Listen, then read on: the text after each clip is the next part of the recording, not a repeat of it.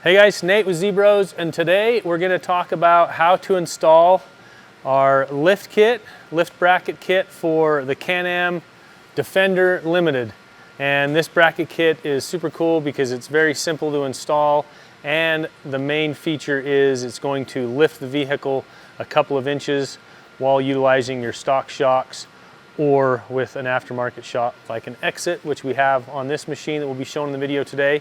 Now the brackets in the video are all painted red so you can see them a little bit better, but the kits are sold in black color so they match the frame. You won't even know when they're on there, but these ones are going to be in red, so pay attention. We'll show you all the steps. And on those applications like the XP1000, we supply a divider that's cut down. billet nut. Another Honda Talon. This happens to be a 1000R.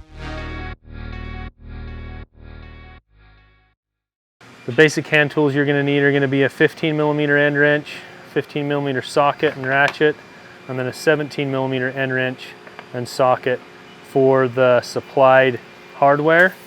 The factory hardware is going to use a 15mm and then a 13/32 drill bit to drill the 10mm hole for the bolt on the front bracket. Okay, so in the front kit, you're going to have two pieces. You want to locate this is the right hand or passenger side, excuse me, right hand bracket. And the hole is going to go at the bottom, and then this spacer is going to go into your existing shock location. So we already have the shock removed, and you only have to undo the upper shock mount, and then this just drops up in the existing shock location. So that's what that spacer's for, to slide in there. And then this piece comes in like that, and then you're going to slide one of the supplied bolts through there to hold that in place. Let's see if we can get a shot. All right, so on the front bracket there is one hole that has to be drilled, and that's the 13/32 drill bit. It's a 10mm bolt hole that you're creating right here, and you don't have to remove your shock. You can just flip it out against the fender, but if you do want to get the shock completely out of the way, you can. But as you can see, you can get in there with the drill and use the hole that's already in the bracket as your guide. This is just snug. This one bolt is just snug so that it won't move on us. And then just drill this one hole. Makes sense. All right, so now that that hole is drilled and the new 10mm bolt is installed into the frame, this is snug. We can drop this upper shock bolt into place. This is the supplied outer bolt, I guess. Slide that through, and then at this point you can torque down the inner and the outer bracket bolts to factory torque specifications, and that is all that it takes to install this bracket lift on the front of a Defender Limited. So we'll jump into the instructions for the rear next. It's a little bit simpler because there's no hole to drill. We're utilizing an existing hole on that bracket, so we'll jump back to that. Okay, so now moving on to the rear and how to install this bracket assembly. Again, you're going to have a large bracket and a small bracket.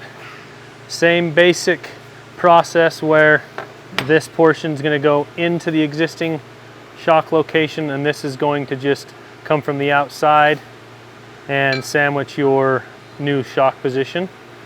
This utilizes an existing hole.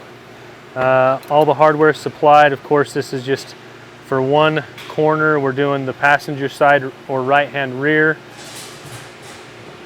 15mm end wrench and socket. This is to get your factory top shock bolt out, and then the 17mm socket and wrench for the supplied hardware.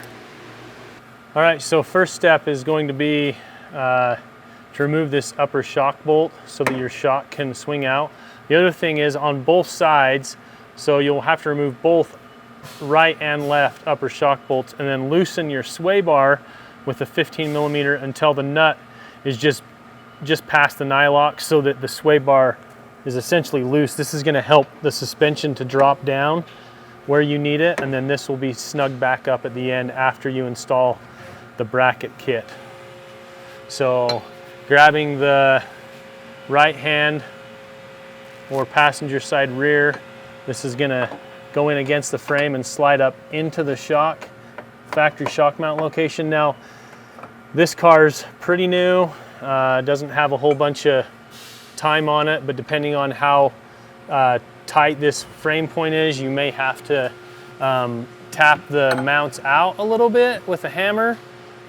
Also the powder coat buildup, these are powder coated again red to help us in seeing this as it's going up in, so it's easier for you to see, but it's going to vary a little bit. Normally they just kind of slide up in like these.